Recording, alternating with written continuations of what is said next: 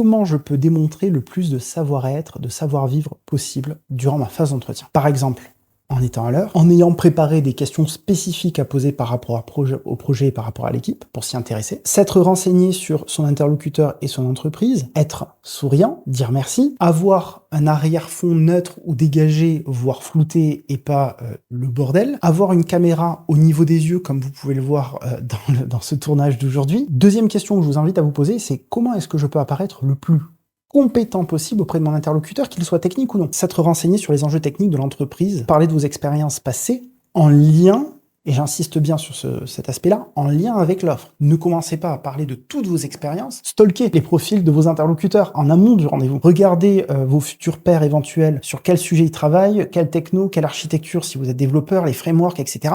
Renseignez-vous. Ensuite, n'hésitez pas évidemment à développer vos compétences techniques régulièrement. Ça, bon, je veux dire, c'est la base. Moi, je l'ai souvent ignoré lorsque j'étais salarié, puis après, je me suis remis en question dès que je me suis lancé en freelance, parce que c'est ce que je vendais véritablement. Faites des projets personnels aussi pour combler des manques de compétences, surtout si vous voulez switcher de framework, etc. Et enfin, et c'est probablement le plus sous-estimé, le plus important, demandez des recommandations, demandez aux gens avec lesquels vous collaborez d'être des références pour vous lors des entretiens.